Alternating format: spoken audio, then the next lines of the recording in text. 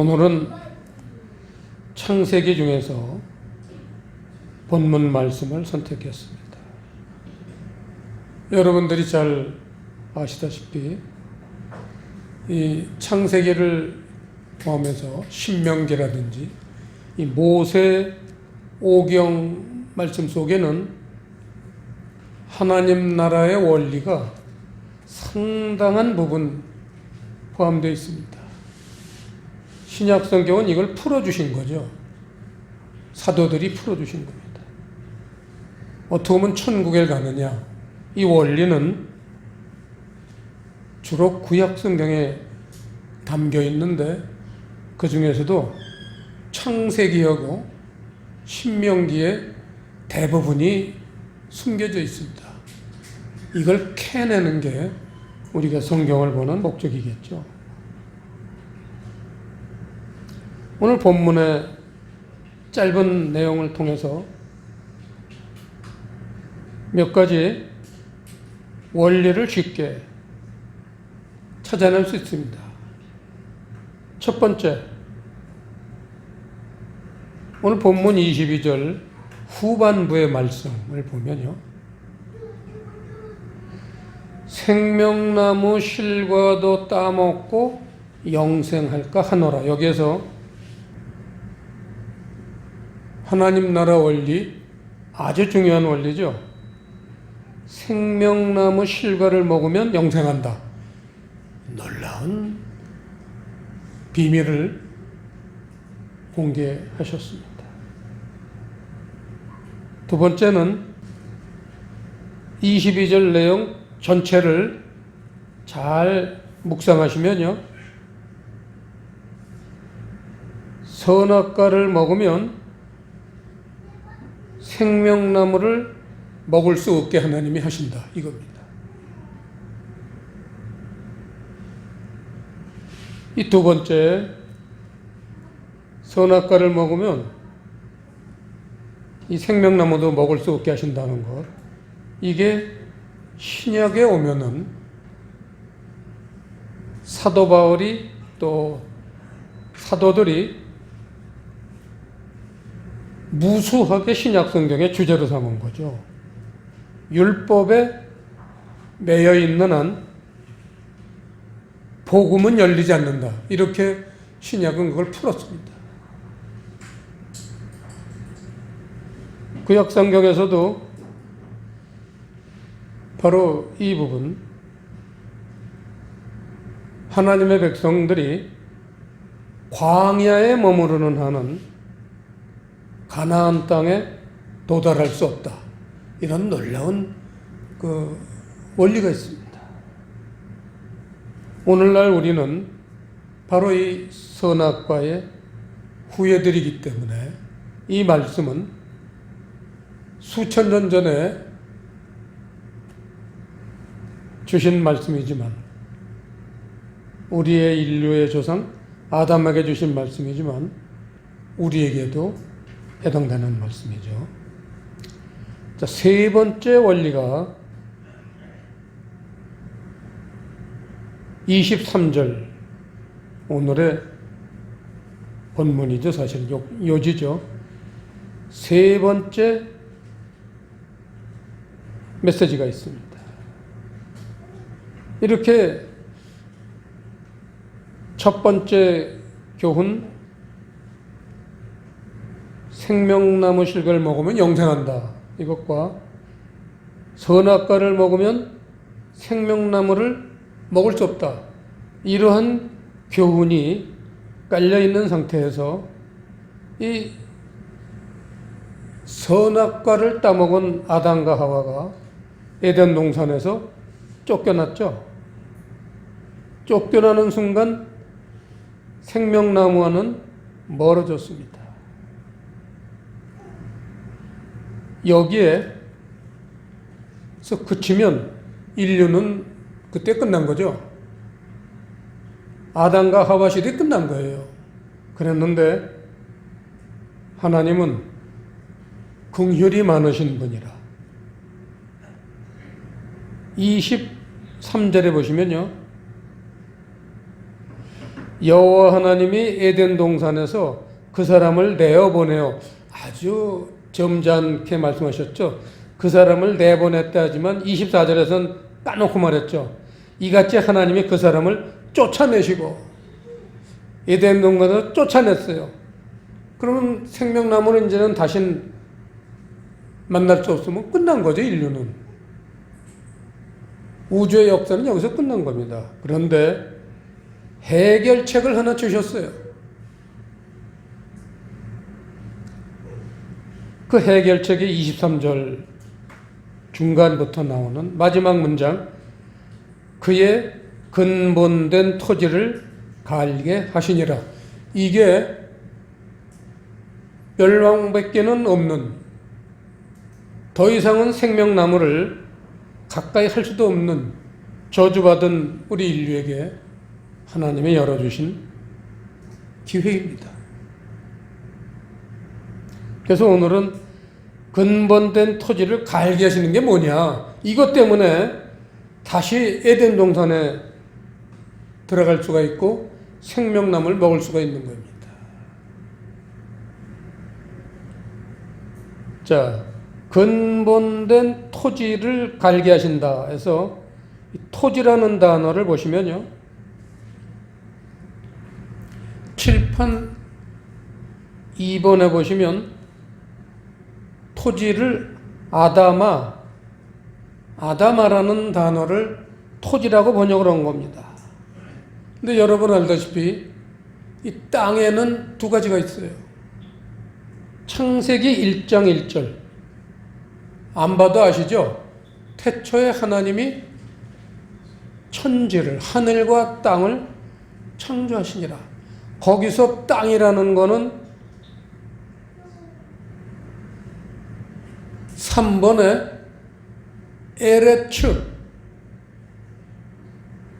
에레츠라는 단어를 썼어요. 하늘과 땅. 근데 땅이 아니라 여기서는 토지라고 그랬습니다. 우리 권사님 농사를 지셔서 잘 알지만 땅하고 토지는 틀리죠. 값도 틀려요. 땅을 잘 읽어놓은 게 토지죠. 그 차이가 뭐냐면 아다마라는 거는 농사를 지을 수 있는, 경작할 수 있는 땅을 토지라고 그러고, 에레츠, 땅이라는 거는 경작할 수 없는 그러한 본래대로의 모습의 땅, 그게 에레츠입니다.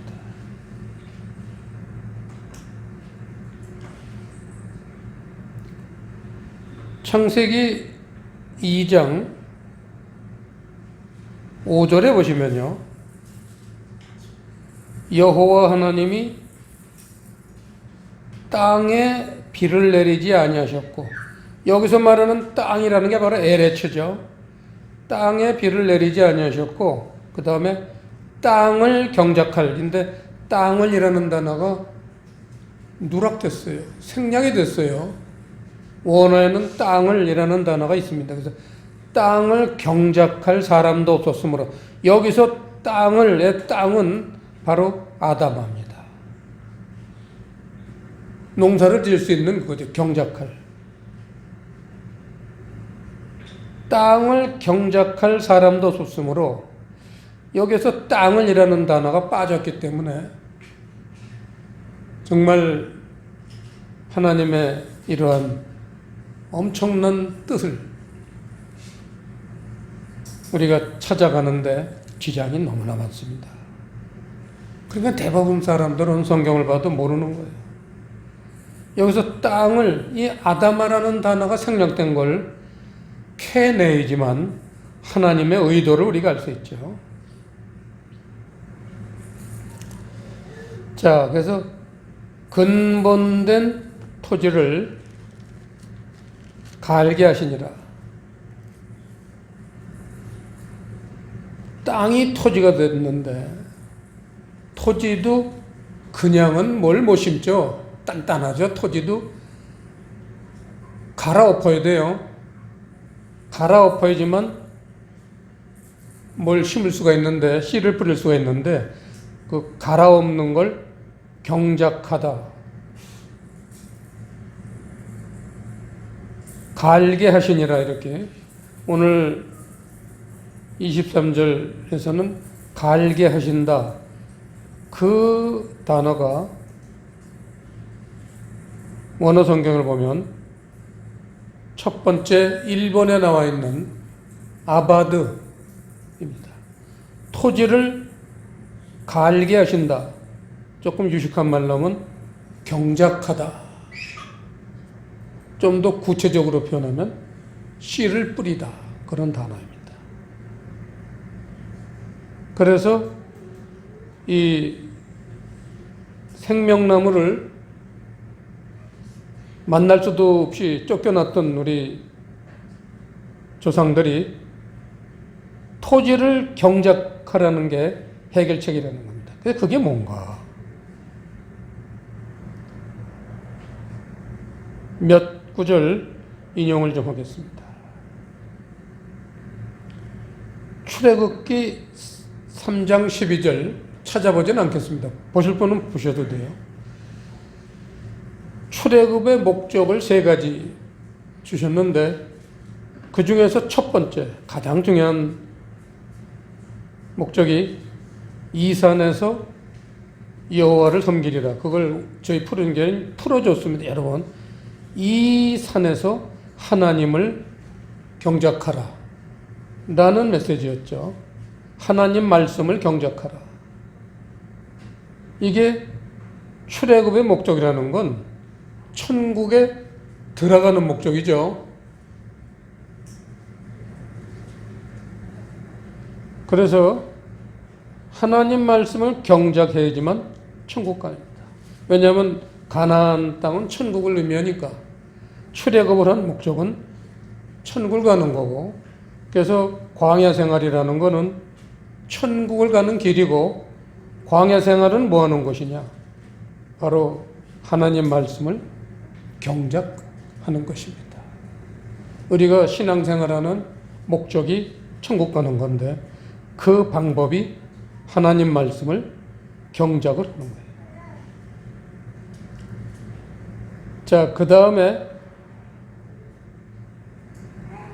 시편 126편 찾아보진 않겠습니다. 여기에 70년간 제대로 살지 못했던 이스라엘 백성들이 그 당시에 최대의 군사국가인 바벨론에게 정복당해서 온 국민이 병든 사람 빼놓고는 다 밧줄에 묶여서 맨발로 수천리가 되는, 지금으로만 하면 이락이죠. 이스라엘 땅에서 이락, 바벨론까지 포로로 끌려가서 4대에 걸쳐서, 제가 그 성경을 유심히 봤어요. 마태복음 1장 누가 누굴 낳고 거기 보면 4대에 걸쳐서 포로 생활한 게 거기 증명이 됩니다. 4대에 걸쳐서 포로 생활하면서 하나님이 주신 메시지는 뭘까요? 딱 아담과 하와에게 주신 말씀하고 똑같은 겁니다. 근본된 토지를 갈아라. 똑같은 거예요. 그거를 시편 126편에서는 눈물을 흘리며 씨를 뿌리는 자가 기쁨으로 단을 거둔다. 그렇게 의역을 해서 다윗이 표현을 좀 달리했죠. 내용은 똑같은 거예요. 경작을 하려는 거죠. 말씀을 경작해라. 씨가 말씀이니까 눈물을 흘리며 씨를 뿌리는 자, 하나님 말씀을 경작을 해라. 이게 포로 생활을 끝내는 결론이었죠. 그래서 거기서 사람들이 회개하고 4대 만에 회개하고 하나님 말씀을 경작하기 시작했더니 어느 날 갑자기 바벨론은 그때 이제 또 메데 바사한테 멸망당했죠. 메데 왕이 해방을 시켜줘서 그 70년 만에 그 수천리 떨어진 본국으로 그 꿈에도 그리던 이스라엘 땅으로 돌아오면서 부른 노래가 바로 눈물을 흘리며 씨를 뿌리는 자가 기쁨으로 단을 거둔다. 천국 백성 회복시켜주는 내용이죠. 자, 그 다음에 하나, 이건 말씀을 꼭 봐야 되겠습니다. 신약 성경에 로마서 2장. 말씀의 최대 변론가요.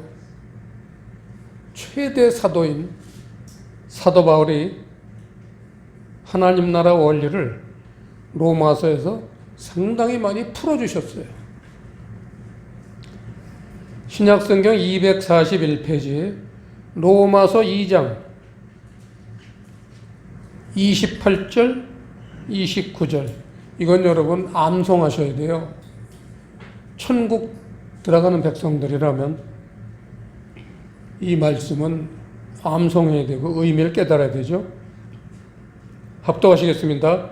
대저 표면적 유대인이 아니요 표면적 육신의 할례가 아니라 오직 이면적 유대인이며 할례는 마음에 할지니 신령에 있고 의문에 있지 아니한 것이라.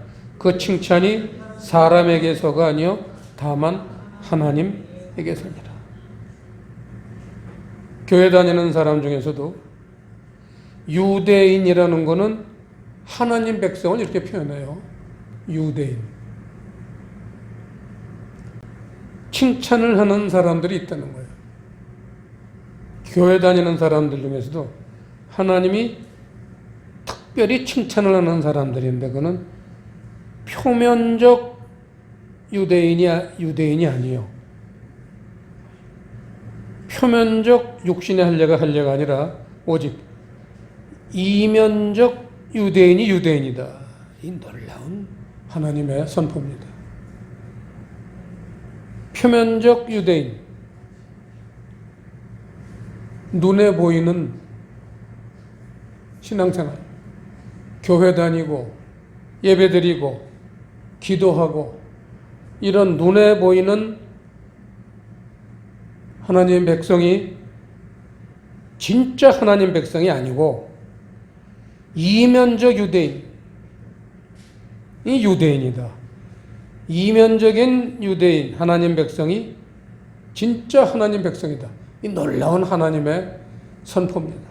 여기서 이면적이라는 단어를 우리가 유심히 봐야 되겠죠. 4번에 보시면요.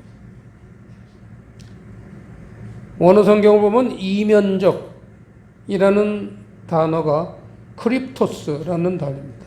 이 단어의 뜻은 내면적, 숨겨진, 비밀의 이런 뜻이에요. 내면 속에 뭔가 비밀이 있는 사람들이라는 거예요. 이겁니다. 우리 내면 속에 이 비밀이 없는 사람들은 표면적 유대인, 형식적인 교인이다. 우리 내면 속에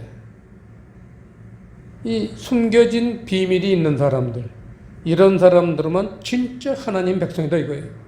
이 놀라운 하나님의 교훈이죠. 그러면 이면적 유대인, 내면의 진짜 하나님 백성은 어떤 사람이냐를 결론 지어주 있는 게 그 중간 말씀. 자, 할례는 마음에 할지니 신령에 있고 의문에 있지 아니하다. 할례라는 것은 껍데기를 벗어내는 거예요. 표면적인 그러한 신앙 모습을 벗겨내는 걸 할례라고 합니다. 여러분 알다시피 할례라는 것은 정확하게 표현하면 양피를 베는 건데 안 보이던 속살이 나와야 돼요. 안 보이던 속살.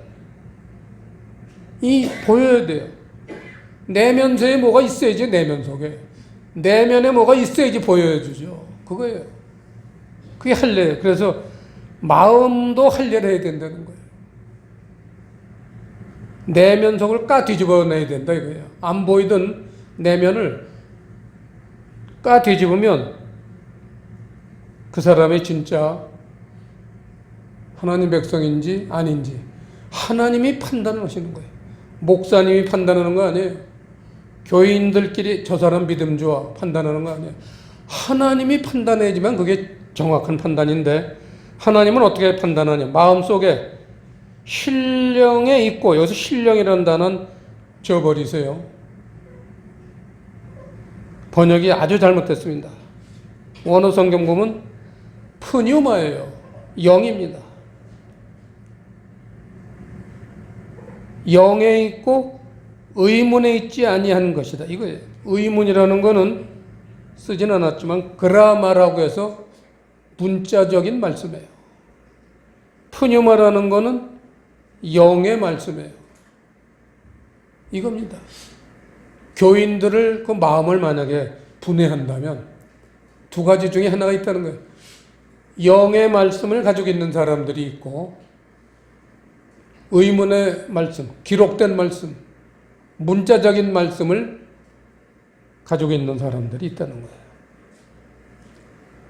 천국은 말씀으로 가는 건 여러분 아시잖아요. 로마서 10장 17절 믿음은 들음에서 나며 들음은 그리스도의 말씀으로 말미암느니라 해서 천국은 그리스도의 말씀으로 가는 거잖아요. 그 말씀이 영의 말씀이래야 되는 거예요.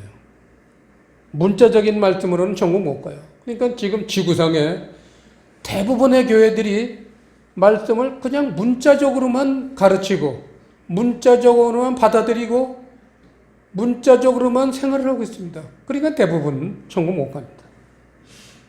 푸뉴마, 영의 말씀. 그래서 오늘 말씀의 주제, 하나님이 생명나무에 다시 접근할 수 있는, 에덴 동산에 들어갈 수 있는 기회를 주셨는데 그 해결책이 말씀을 농사를 져서 경작을 해서 문자적인 말씀을 영의 말씀으로 바꿔라 이겁니다. 누구든지 신앙생활하면 성경을 문자로 보게 돼 있습니다. 근데 문자는 그냥 그야말로 문자적인 거지. 하나님은 이 문자 속에 영의 세계를 숨겨 놓으셨어요. 이거를, 이 내면 세계를 캐내는 게 마치 광부가 땅 속에서, 땅은 세상 말씀이에요. 육의 말씀입니다. 땅 속에서 금과 은을 캐내는 것과 똑같은 이치입니다. 그게 영의 말씀을 경작하라는 오늘 주제입니다. 시편 1편 복 있는 사람은 이렇게 시작합니다. 지금은 이제는 복 있는 사람이 뭔지를 알고 읽어야 되겠죠. 천국 들어가는 사람들, 복이라는 거는 영생을 얻는 게 복이에요. 교회 다니는 사람들이 그저 집사님 복 받으셨습니다. 그냥 아무데나 복이라는 단어를 지들 마음대로 집어넣는데 하나님이 말씀하시는 복은 시편 123편 하나님이 말씀하시는 복이 뭔지를 정확하게 표현하셨습니다. 133편이에요. 죄송합니다. 시편 133편 보시면 형제가 연합하여 동거함이 어찌 그리 선하고 아름다운고 머리에 있는 보배로운 기름이 수염 곧 아론의 수염에 흘러서 그 옷깃까지 내린 같고 헐몬의 이슬이 시온의 산들에 내림 같도다. 거기서 여호와께서 복을 명하셨나니 곧 영생이로다. 복이라는 건요, 영생, 영원한 생명을 누리는 것, 이게 복이에요. 그게 하나님이 주실 수 있는 최대의 복, 히든 카드예요. 그 이상의 복은 없어요. 하나님의 사람들을 이 세상에서 태어날 땐 그저 오래 살아도 한 100여 년 이렇게밖에 살지 못하게 인간을 창조하셨는데 거기서 하나님이 복을 주시면요 영원하게 살 수 있다는 거예요. 이게 영생이에요. 그게 복인 거예요. 그래서 다시 시편 1편으로 돌아가면요 복 있는 사람은, 영생하는 사람은, 천국 들어가는 사람은 이렇게 이제 우리 눈에 들어올 수 있어야 돼요. 복 있는 사람이라는 게 그저 복이나 받는 그 얘기가 아니에요. 천국 들어가는 사람은 악인의 길을 좇지 아니하며 죄인의 길에 서지 아니하고 오만한 자의 자리에 앉지 아니하고 오직 여호와의 율법을 즐거워하여 그 율법을 주야로 묵상하는 자다. 이겁니다. 율법이라는 건 문자적인 말씀이에요. 아담과 하와가 생명나무를 먹다가 뱀이 꼬셔가지고 선악과 문자적인 말씀으로 타락을 했어요. 그래서 쫓겨났고 다시는 영생을 못 얻는 자였어요. 그랬더니 하나님이 유일하게 기회를 주신 게 근본된 토지를 갈라 말씀을 경작해라. 결론은 문자적인 말씀을 캐서 그 속에서 영의 말씀을 발견해내라. 이겁니다. 아주 쉬운 하나님 원리는 어려우면 안 돼요. 초등학교를 들어가지 못한 저 시골에 사시던 할머니도 그냥 쉽게 이해할 수 있어야 돼요. 그게 천국 가시잖아요. 학력이 많아야지만 천국 간다. 그럼 불공평하잖아요. 그럼 학력이 많은 서울대학교, 하버드 대학 나온 사람은 다 천국 갑니다? 아니죠. 오히려 서울대학 나온 사람들은 천국 못 가는 사람들이 더 많을 걸로 봅니다. 너무 똑똑하니까 자기 똑똑이들이 천국 가겠어요. 그렇다고 서울대학 간 사람들은 다 천국 못 가나요? 그런 말하는 건 아니에요. 비율로 따지면 인류대학 나온 사람들이 천국을 얼마나 가겠습니까? 오히려 중고등학교밖에 못 다닌 사람들, 초등학교밖에 못 다닌 사람들, 초등학교도 마저 나오지 못한 시골에, 아주 시골의 할머니들도 장독에다가 물 떠놓고 비나이다 하셨던 그 할머니도 하나님의 은혜를 받으면요, 이 문자적인 말씀 속에 숨겨져 있는 영의 말씀, 이거를 캐낼 수 있습니다. 그 비결이 시편에 있다는 거예요. 그게 오직 여호와의 율법을, 여호와의 율법이라는 건 진리의 말씀이죠. 왜냐하면 지금 복 있는 사람은 천국 가는 사람이니까 여호와의 율법, 율법인데 여호와의 율법이 있다는 거예요. 율법은 세상 말씀인데 뱀이 깨닫게 해주시는 말씀이 율법인데 여호와의 율법은 다르죠. 이게 복음이요, 진리의 말씀인데 그 율법 말씀, 문자적인 말씀에서 어떻게 해야지 이 진리의 말씀을 캐낼 수 있느냐? 묵상하는 자, 이게 오늘 말씀의 핵심입니다. 비결입니다. 그래서 7편 마지막에 보시면 하가, 묵상하다라는 단어가 하가라는 단어예요. 이 하가가 무슨 뜻이냐? 깊이 생각하다, 연구하다, 신중히 생각하다, 묵상하다, 이런 뜻입니다. 깊이 생각하다. 로댕에 생각하는 사람 떠오르지 않습니까? 가장 복받은 사람이 깊이 생각하는 사람이에요. 말씀을 보면서 그저 그냥 쭉쭉쭉쭉 읽어가지 말고, 오늘은 몇 장 읽으라고 그랬으니까 쭉쭉쭉쭉쭉, 복 있는 사람은 악인의 길을 좇지, 이렇게 하지 말고 한자 한자, 한 단어 한 단어, 한 문장 한 문장, 여기에 하나님의 어떤 뜻이 숨겨 있냐, 이걸 깊이 묵상하는 사람들에게 복 있는 사람, 천국 가는 사람의 자격이 주어진다는 거죠. 기도하시겠습니다.